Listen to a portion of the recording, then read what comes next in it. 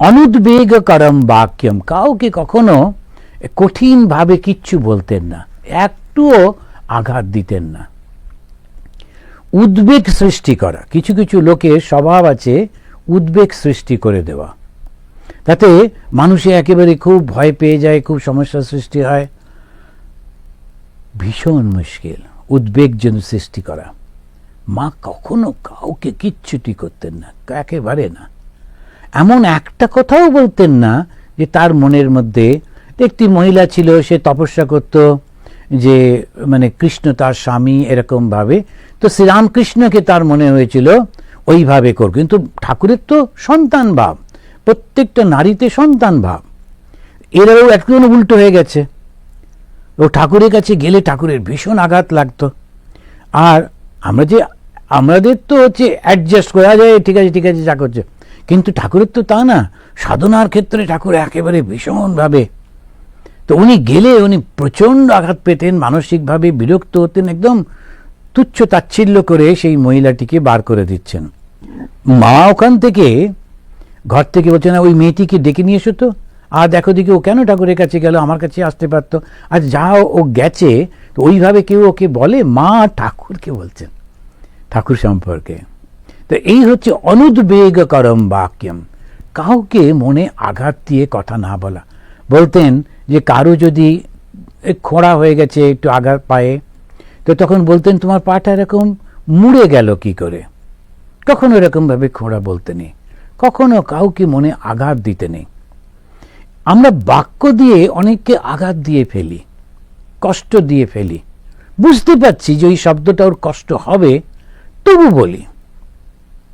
ভেবে দেখুন, মার যখন সেই বিয়ে হয়েছে ঠাকুরের সঙ্গে, তারপরে বাপের বাড়িতেই রয়েছেন, তখনকার দিনে এনগেজমেন্ট, সেই 6 বছর বয়সে এনগেজমেন্ট, তারপরে উনি বড় হয়ে 18 বছর বয়সে আসছেন। তাও যখন এই পুকুরে যেতেন, তখন ওখানে অন্য মহিলারা তারা খুব একদম স্নেহের ছলে কি কষ্টটা দিতেন, রোজই বলবার কি আছে, কিন্তু আহা দেখো দেখি পাগলের সঙ্গে বিয়ে হয়েছে, এরকম করে করে বলতেন, যেন অ্যাপারেন্টলি মনে হচ্ছে কত কনসার্ন, আসলে ওকে কষ্ট দিয়ে বড় আনন্দ হচ্ছে। আমরা প্রত্যেকেই হিটলার, প্রত্যেকেই মনের মধ্যে হিংসা রয়েছে, সুযোগ পেলেই অন্যকে কি করে কষ্ট দেওয়া যায়। এদিকে মন্দিরে গিয়ে বিরাট লাল টিকা টিকা পরে ঘুরে বেড়াচ্ছি, অত সোজা ধর্মটা কি অত সোজা? এখন এই যে সমস্ত মনটাকে শুদ্ধ করা, তারপরে হচ্ছে বাচিক তপস্যা, একদম মা কালী জিভটা কামড়ে রয়েছেন, জিভটা কামড়েছেন কেন? বাক সংযম, কিছুতেই বলবো না, কাউকে কোনো রকম জিহ্বাকে সংযত করছেন, জানি না তা তো নয়, কিন্তু বলবো না। ভদ্র মানুষ কারা হয়? যারা ওই নিজেদের সংযম করতে পারে। আর বাক সংযমটা সব থেকে বড় জিনিস। আমি অনেককে দেখেছি বাক সংযম করতে পারেন না, একটা বিচ্ছিরি কথা দিয়ে, তারপরে দেখবেন এই অন্য যারা আছে তারা সবসময় অত্যন্ত কুৎসিত শব্দগুলো ব্যবহার করে করে কথা বলেন। তো ওইটা থেকেই এই সমস্যাগুলো হয়। মার জীবন থেকে আমরা কি শিখি? অনুদ্বেগকরম বাক্যম, কাউকে একটা এমন কথা বলছেন না যে যার উদ্বেগ হবে। একটি ব্রহ্মচারী বা একটু সাধু, তার ওই পছন্দ হচ্ছে না এরকম কাজকর্ম, এটা সেটা, তো মা বলছেন বাবা আমাদের কিন্তু এরকমই হবে, আমরা এরকম কাজ করবো, এরকম ভাবেই। তা সাধু মানে কি একটা ভস্য টস্য মেখে সে চুপ করে বসে থাকবে, তারপরে এই করবে সেই করবে, এই সমস্ত ধারণা আমাদের যে পুরনো ধারণা। স্বামীজি, শ্রীরামকৃষ্ণ, মা, তারা তো একদম পরিবর্তন এনে দিচ্ছেন না, হিন্দুইজমটাকে একেবারে ধুয়ে মুছে পরিষ্কার করে নতুনভাবে দিচ্ছেন। হিন্দু সন্ন্যাসীদের দিয়ে কি পরিশ্রমটাই না করাচ্ছেন, যেটা আগে কেউ ভাবতে পারতো না। তো কারো কারো ওইটাতে খুব সমস্যা হতো পুরনো ধারণা থেকে বেরিয়ে আসাটা। সেক্ষেত্রে মা বলছেন আমাদের কিন্তু এইরকমই, এখানে থাকতে হলে এইটাই করতে হবে, তা নাহলে তুমি দেখো। এখন এই কথাটাও বলছেন এমন সুন্দর করে, এইরকম ভাবেই এটা অনুদ্বেগকরম বাক্যম, কাউকে কখনো উদ্বেগ দিয়ে কখনো কথা বলছেন না। সত্যম, আর শুধু সত্য না, প্রিয়ম, কখনো মিথ্যা বলতেন না। কিন্তু ঠাকুরের যখন অত্যন্ত শরীর খারাপ, যখন ডাক্তার বলেছে মাত্র 1 গ্লাস দুধ খেতে হবে, মার মনে হলো মাত্র 1 গ্লাস দুধ খেয়ে একটা লোক বাঁচবে কি করে সারাদিন, আর শুধু একদিন দুদিন তো না, দিনের পর দিন। তখন ওই দুধটাকে ফুটিয়ে, একটু বেশি দুধ ফুটিয়ে 1 গ্লাস করে দিতেন। তখন ঠাকুরের তো ওই সন্দেহ, কি হলো, কেন এরকম হচ্ছে, জিজ্ঞেস করেছেন। কিন্তু মা তখন বলছেন যে ওই লক্ষ্মী কি এখানকার হিসেব জানে, এখানে এইটাই হিসেব। অ্যাপারেন্টলি মনে হলো মিথ্যে কথা বলছেন, কিন্তু না, যাকে ভালোবাসি তার শরীরের জন্য, রক্ষা করবার জন্যে ওইটা বলাটাও সত্য। সেই সত্য কথা মা কখনো কিন্তু সত্য থেকে বিচ্যুত হননি, সত্য কথাই বলেছেন। তখন একবার স্বামী রঙ্গনাথানন্দজির সঙ্গে তখন দালাই লামার একটা ডায়লগ হয়েছিল। তখন আমরা ব্রহ্মচারী, কলকাতায় লেডিস ক্লাব তারা করেছিল ওই যে আমাদের বিড়লা যে টেম্পলটা, ওর নিচে একটা হলে।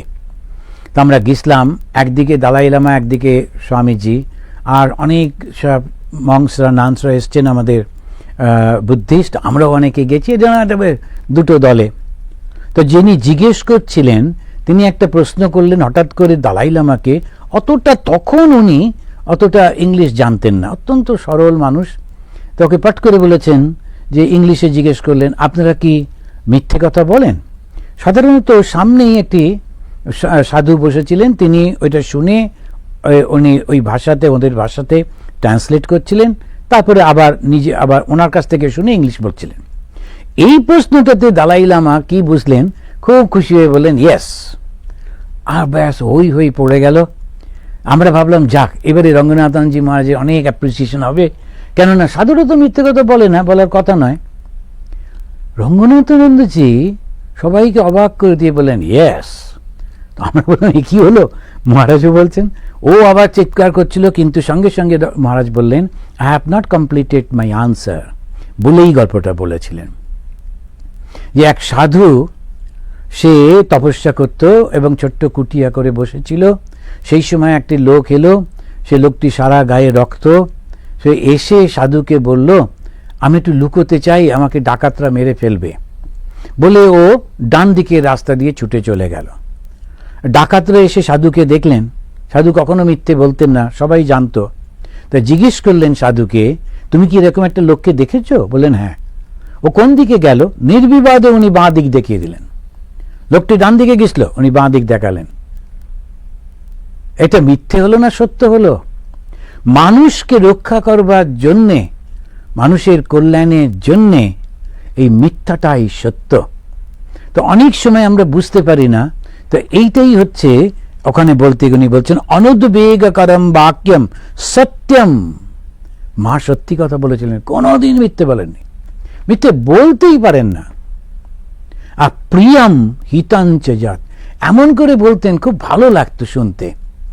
শাসন করছেন, বকছেন, তাকে শুধরে দিচ্ছেন, কিন্তু কথাগুলো এত মিষ্টি, যাকে বকছেন ওরও ভালো লাগছে, ওর কোনো অসুবিধা হচ্ছে না। আর হিতাঞ্চ, যা বলতে হয় তার মঙ্গলের জন্য বলতে হয়, কখনো তার ক্ষতির জন্য বলতে নেই। অনেক সময় আমরা সাধু ব্রহ্মচারী, আমরাও কিন্তু বুঝতে পারি না। অনেক সময় আমরা ওই ব্রহ্মচারীদের, অল্প বয়সীদের, তাদেরকে এমনভাবে কথা বলে ফেলি, মানে ওদের ভালোর জন্যই বলছি ওকে, ঠিক, কিন্তু ভুল হয়ে যায়। ওই জন্য এটা তপস্যা। ওই যে হচ্ছে ওটা দোষ কি দোষ না সেটা বলছি না, বলছি যে তপস্যা যে করবে, সেই তপস্যা মানে কিন্তু ওকে যে করছে এটা তো ইন্ডিভিজুয়াল, তো তাকে কিন্তু খেয়াল রাখতে হয় আমার কথা শুনে ও যেন কষ্ট না পায়। আবার যখন করতে হবে সেটাকে একদম করতেই হবে। একটি ব্রহ্মচারী, সে একদম, মা কোথায় গেছিলেন, সে কেঁদে কেটে একসা, তারপরে মা যখন ফিরে এসছেন তখন ওখানে অন্যরা বলছে, মা ও তোমার জন্য একদম না খেয়ে না দেখ রোজ কান্না, মা কবে আসবে, মা কবে আসবে, এত ভালোবাসে তোমাকে। মা শুনেই বললেন যে পুরুষ মানুষ ও এরকম কেন করবে, সন্ন্যাসী হতে এসছে, এই কি মা মা করে, যাও ওকে বেলুর মঠে পাঠিয়ে দাও, ও রাখাল তারপরে ওদের সঙ্গে গিয়ে থাকুক। ওই মা, ওটা মাতৃশক্তি। কেননা ওটা জানেন যে ওই ছেলেটি কিন্তু ডিভাইন মাদার বলে কাঁদছে না, ওর একটা নির্ভরতা এসে গেছে বলেও কাঁদছে। নির্ভরতার মাধ্যমে কখনো তো ধর্মপথে যাওয়া যায় না। আমার নির্ভরতা মানে দেবী হিসেবে না, মানবী হিসেবে। সেই জন্যই ভুল হয়ে যাচ্ছে। তাই মা তাকে পাঠালেন ওরই মঙ্গলের জন্যে। কিন্তু কথাগুলো খুব সুন্দর করে বলছেন।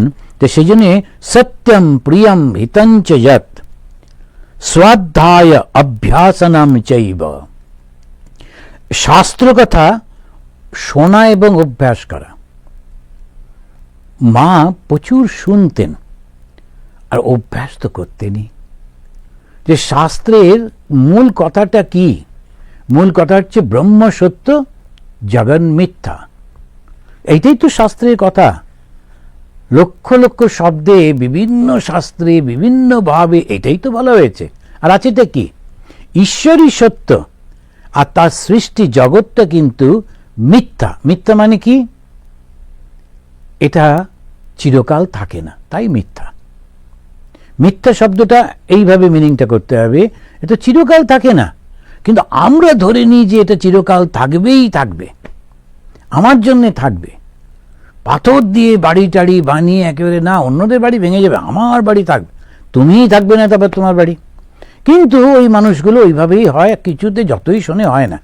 মা কিন্তু ওই শাস্ত্রের এই জ্ঞানটা ওনার খুব শোনা ছিল। ঠাকুর যখন বলতেন, ঠাকুর যখন ওই তখন দক্ষিণেশ্বরে ওই ঠাকুরের ঘরে কথা হচ্ছে, বারান্দায় কথা হচ্ছে, মা ওখান থেকে ওই কীর্তনগুলো শুনতেন, আখরগুলো শুনতেন, কথাগুলো শুনতেন। ঠাকুরের মুখ থেকে তিনি শিক্ষাটা পেতেন। এর থেকে বড় শাস্ত্র আর কি আছে? স্বাধ্যায় মানে শাস্ত্র অধ্যয়ন করা শ্রদ্ধার সঙ্গে। তো মা তো সেটাই করতেন। ভগবান স্বয়ং বেদ স্বরূপ যিনি শ্রীরামকৃষ্ণ, তিনি মাকে শিক্ষা দিতেন। আর সেই শিক্ষাটা থেকে তাঁর এই উন্মেষ। কিরকম কিরকম শিক্ষা? একদম প্রত্যেকটি পদক্ষেপে কিরকম করতে হয়। যখন নৌকোয় উঠবে আগে উঠবে, যখন নামবে সব থেকে শেষে নামবে। কেন না, ওঠার সময় কি অসুবিধেটা তুমি নিজে অনুভব করো, তাহলে অন্যদের কষ্ট হবে না। আবার নাবার সময় যেটা, সেটা হচ্ছে কেউ না কেউ কিছু না কিছু জিনিস ফেলে রাখতে পারে, তুমি সেইটা নিয়ে চলে আসবে না। এইটা করে করে তিনি এ করছেন, বলছেন। তো এই যে আমরা দেখছি স্বাধ্যায় অভ্যাসনম চৈব, মা এই তপস্যাগুলো করছেন। অনুদ্বেগকরম বাক্যম সত্যম প্রিয়ম হিতম চ যৎ স্বাধ্যায় অভ্যাসনম চৈব। নিজের জীবনে ওইটা উনি এত অভ্যাস করছেন, কোনো দিন কোনো কিছু তার মধ্যে আসতো না। একেবারে একটা ক্লাসিক্যাল উদাহরণ কীরকম, সেই বেদান্তের কীরকম উদাহরণ। ঠাকুরের শরীর খারাপ আর মা ছটফট করছেন, রামকৃষ্ণগত প্রাণা, তিনি শ্রীরামকৃষ্ণকে ছেড়ে থাকবেন কি করে? রক্ষা করবার জন্য, ওই শরীরটা রক্ষা করবার জন্যে তিনি ছুটে ছুটে তারকেশ্বরে গেলেন, গিয়ে হত্যে দিয়ে পড়ে থাকলেন ওখানে। সেই একদম না খেয়ে না দিয়ে প্রার্থনা নিয়ে শিবের কাছে বসে থাকে, শুয়ে থাকে। মা এরকমভাবে পড়ে আছেন, পড়ে আছেন, পড়ে আছেন। তারপরে ওনার একদিন ওই সেই জ্ঞানটা এলো, এই জগৎটাই তো অনিত্য, কার জন্যে শরীরপাত করছি, আমি ছাড়া তো আর কিছু নেই। এইটা যে এই যে ভাবটা, এই ভাবটাকেই বলছেন ওই শ্রদ্ধায়। শ্রদ্ধার সঙ্গে অনুশীলন করেছেন, পাঠ করেছেন। শাস্ত্র কি? ব্রহ্ম সত্য, একমাত্র ঈশ্বরই সত্য, তিনিই চিরকাল থাকেন, আর কিচ্ছু থাকে না। এইটা একেবারে অধ্যায় করেছেন। বিভিন্ন শাস্ত্র থেকে কোটেশন দেওয়া, পড়া, রেফারেন্স দেওয়া। আজকে আমি বক্তৃতা করতে গেলে আপনাকে বিভিন্ন রেফারেন্স না দিলে ঠিক লোকে শুনতে চায় না। তো এরকম বড় বক্তা হতে গেলে তোমাকে রেফারেন্স দিতে হবে। যে লোকটার রেফারেন্স দিচ্ছি সেই লোকটা নিজে কি রকম, একটা দুটো শব্দ বললেই তো হলো না, যে লোকটা কি রকম, তার চরিত্রটা দেখতে হবে। তো ধর্ম পালন করতে গেলে শুধু তাদেরই কথা শুনতে হবে, তাদেরই লেখাগুলো পড়তে হবে যারা আধ্যাত্মিক জীবনের মধ্যে প্রতিষ্ঠিত হতে পেরেছেন। আধ্যাত্মিক জীবন মানে কি? যাদের সংসারের প্রতি কোনো রকম মোহ নেই, আকর্ষণ নেই, এই ধরনের মানুষগুলি, কোনো কামনা নেই, বাসনা নেই, ভালোবাসায় পূর্ণ মন, সেই তো আধ্যাত্মিক পুরুষ। তো মা একেবারে ওই ঠাকুরের কথাগুলো নিতেন, সেখান থেকে শুনতেন, শুনে উনি এইটা করতেন। এরপরে আমরা একদম লাস্ট, সেটা কিরকম? মনঃপ্রসাদাৎ সম্যত্তম মৌনম আত্মবিনিগ্রহ ভাব সংশুদ্ধি ইতি এতৎ তপো মানসমুচ্যতে। সেই তপস্যাটা হচ্ছে মানসিক তপস্যা। এই মানসিক তপস্যা প্রথমেই মনঃপ্রসাদ, মনের প্রসন্নতা। অনেকদিন আগে বাঙালিরা একটু তর্ক করতে ভালোবাসে, তো একটা লেখা বেরিয়েছিল মনে হয় দেশ পত্রিকায়, সেটার উপরে খুব একদম আমাদের সেই সময় উত্তেজনা খুব হয়েছিল। কি না একজন লিখলেন যে ঠাকুর শ্রীরামকৃষ্ণ তিনি মানে মাকে খুব কষ্ট দিয়েছেন, কেননা পুরুষ শাসিত জগৎ বলে একটা সব আছে, তো তিনি ওই পুরুষদের একটা ইয়ে করতে গিয়ে মার উপরে খুব কষ্ট দিয়েছেন ইত্যাদি ইত্যাদি লিখলেন। তারপরে লোকেরা কেউ এ করছে, কেউ ফেভারে, কেউ এগেনস্টে চলছে।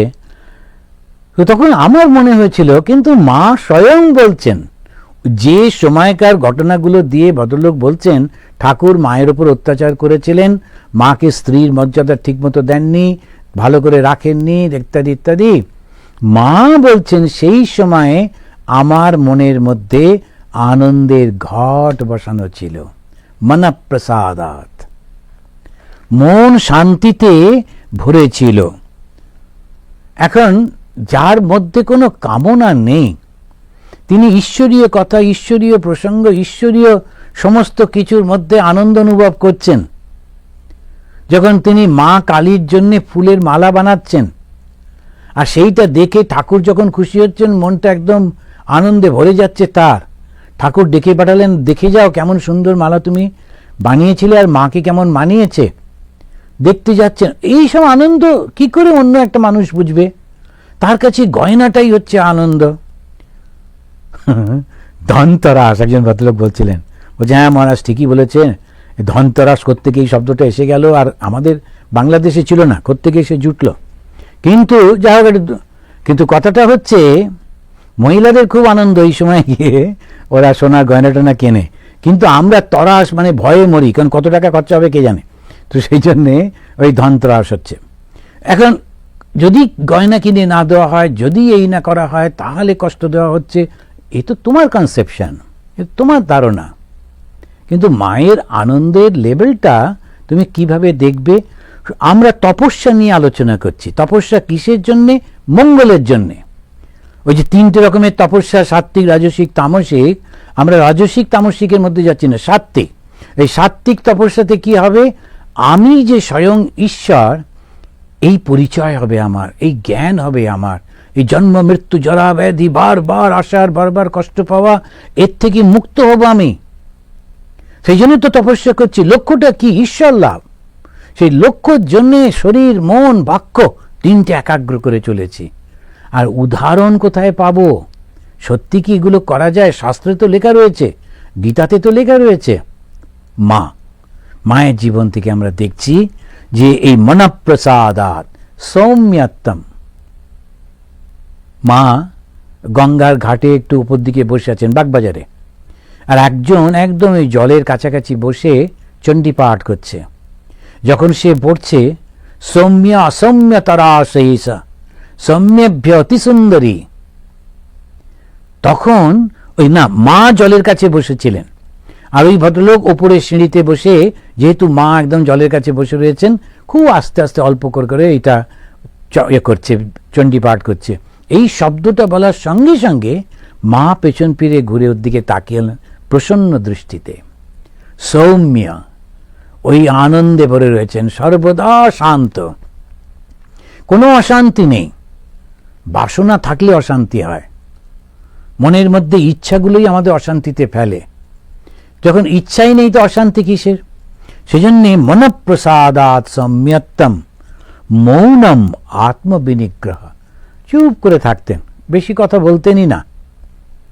এই যে মৌনম আত্মবিনিগ্রহ, আত্মবিনিগ্রহ, আমার সমস্ত শরীর, মন, আমাদের ইন্দ্রিয়গুলো তারা যে বিষয়ে যাবে ওটা একেবারে সংযত করে রেখেছেন। একজন যুবক, সে ছিল মার কাছে, এই ঠাকুরের কাছে রাত্রির বেলায়। ঠাকুর রাত্রির বেলায় উঠে ঝাউতলায় যাচ্ছেন, তখন ওর মনে হলো যে ঠাকুর কি তাহলে তার স্ত্রীর কাছে যান? তো সে লুকিয়ে লুকিয়ে ঠাকুরকে অনুসরণ করছে। তারপর নিজেই লজ্জা পেয়ে গেল, গিয়ে দেখলো যে ঠাকুর ঝাউতলার দিকে চলে গেলেন, আর শ্রী শ্রী মা বসে আছেন ফুটফুটে চাঁদের আলোতে। তার ওই ঘোমটাটা একটু সরে গেছে, অসাধারণ সেই মুখটা দেখে সেই যুবক অত্যন্ত লজ্জিত হলো। মা ধ্যানের গভীরের মধ্যে রয়েছেন, নিজেই প্রার্থনা করতেন ওই চাঁদের কাছে, তোমারও কলঙ্ক আছে শুনেছি, আমার জীবনে যেন কোনো কলঙ্ক, কোনো দাগ না থাকে। কলঙ্ক মানে কোনো বাসনা, আর বাসনা থেকে, বাসনা পূরণ না হলে ক্রোধ, এই সমস্ত থেকে একটা দাগ পড়ে যায়, সে যেন না থাকে। তো এই হচ্ছে মা, তিনি তার মনঃপ্রসন্ন, সদা সর্বদা তিনি অত্যন্ত খুশি রয়েছেন। কেউ একটু কিছু দিলে এত খুশি হতেন। শিবের ঘরণী তো শিবেরই তো শক্তি। সুতরাং কেউ একটু কিছু যদি দিয়েছে মাকে, মা সেটা যত্ন করে, নিবেদিতা কি একটা ওনাকে দিছিল, উনি সেটা যত্ন করে রেখে দিতেন। আর যখনই ওটা দেখতেন না নিবেদিতা দিয়েছিল, এই হচ্ছে একদম সেই এত ভালোবাসা। যখন কেউ আমাদের কিছু দেয়, আমরা ঠিক সেইভাবে গ্রহণ করি না। ভালো জিনিস, দামি জিনিস হলে রাখে, অন্য জিনিস হলে আচ্ছা ঠিক আছে ঠিক আছে রাখুন বলে চল না। ওই যেও একটু আমার জন্যই তো এনেছে, তার ওই ভালোবাসাটার মর্যাদা দেওয়া, এগুলো সব আধ্যাত্মিক পথের তপস্যা। ভাব সংশুদ্ধি ইতি এতৎ তপো মানস উচ্যতে। ভাব সংশুদ্ধি মানে ছলনা রাহিত্য। কোনো ছলনা ছিল না মার জীবনে, কোনো ছলনা ছিল না। কাউকে কোনো দিন কোনো ভাবে ছলনা করতেন না, কিচ্ছু না। আমরা এই যে মায়ের সম্পর্কে আলোচনা করছি, তপস্যা সম্পর্কে আলোচনা করছি, তো এখন এই যে মা, তিনি খুব সুন্দর একটা কথা বললেন তপস্যা সম্পর্কে বলতে গিয়ে বললেন, তপস্যা কি বাবা?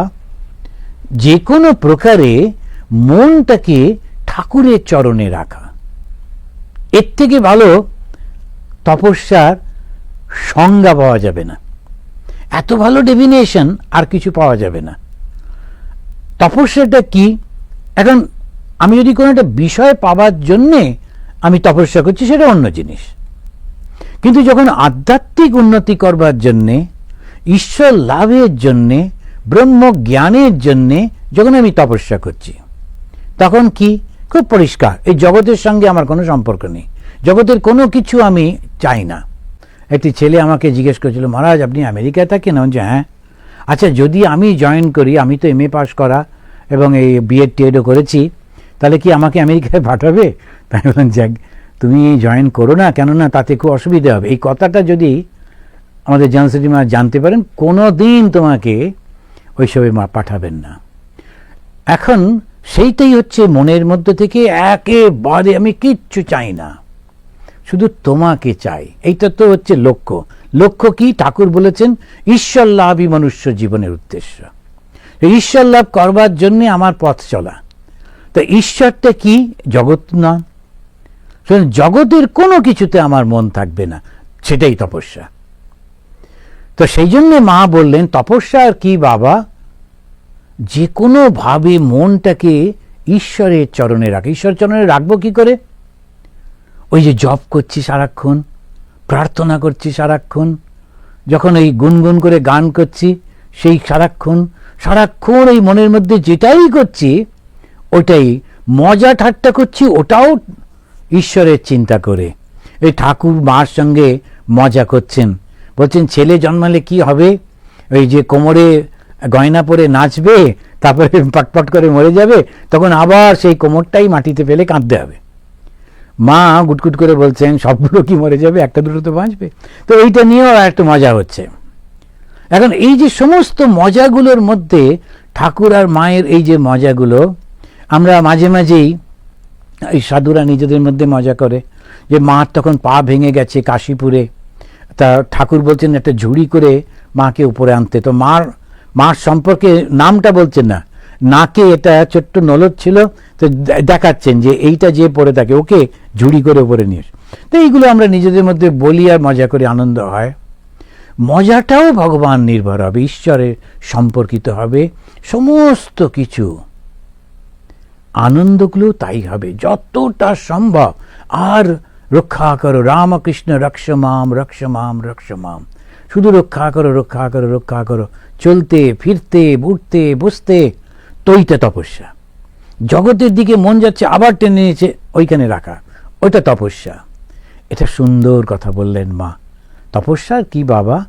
যে কোনো প্রকারে মনটা ঈশ্বরের চরণে রাখা, এর থেকে আর বড় হয় না। আর শারীরিক, তারপরে বাচিক, মানসিক তপস্যা ওতেই হয়ে যাবে।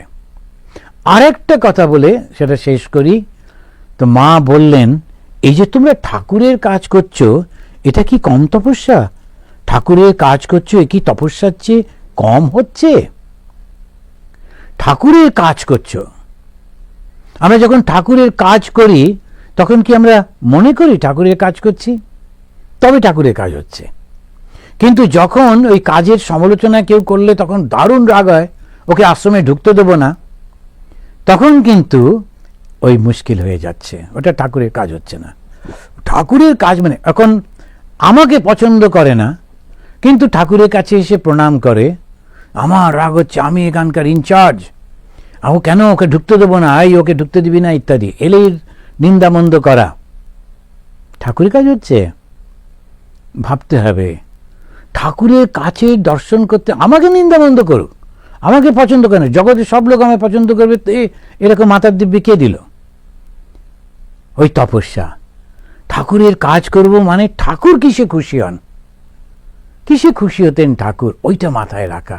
সবাই আসবে ঠাকুরের কাছে, ওই গিরিশ ঘোষের মতো ওরাও আসবে, নটি বিনোদিনীর মতো ওরাও আসবে, আবার একেবারে সেই বলরাম বোসের মতো ভক্তরা ওরাও আসবে, আবার অত্যন্ত পবিত্র সমস্ত এই যে নরেন্দ্র রাখাল ওরাও আসবে। আমি এই প্রসেশনটা দেখবো আর ভাববো, ও জগতে ঠাকুর কিরম করছেন। আর যতটুকু সাধ্য তাদের যেন কষ্ট না হয় ওইটা চেষ্টা করব। তপস্যা। তো মার আশীর্বাদ আমাদের উপরে হোক, যাতে আমরা এত তপস্যা করতে পারবো না, কিন্তু মার আশীর্বাদ হলে ঠাকুরের কৃপা হবেই হবে। মার কাছে প্রার্থনা করি, আপনারা যারা শুনছেন, যারা শুনবেন, তাদের সকলের যাতে এই বুদ্ধিটা হয়, জগৎটা অনিত্য, ঈশ্বরই সত্য। যত তাড়াতাড়ি বুঝবো তত মঙ্গল। বাকিরা নাম টাম নিয়ে যে যা করছে করুক গে বাবা, তুমি আমার সঙ্গে থেকো মা, সারাক্ষণ আমার সঙ্গে থেকো। আমি হব মাতোর কোলের ছেলে, আমি হব মাতোর কোলের মেয়ে। এই প্রার্থনা করতে করতে ওই তপস্যা, আমাদের এই মায়ের জীবনের তপস্যাগুলো একেবারে আমাদের জন্য হয়। মা আমাদের জন্যে পঞ্চতপা করলেন, 5টা আগুনের মধ্যে বসে, চারপাশে আগুন আর ওপরে সূর্য, আমাদের জন্য তপস্যা করলেন, যাতে আমাদের মধ্যে ওই পবিত্রতা আসে, এই ভালোবাসা, নিঃস্বার্থপরতা, এটা যেন মৃত্যুর আগে আমার মনটা পরিপূর্ণ হয়ে যায়। জয় মা, জয় মা, জয় মা।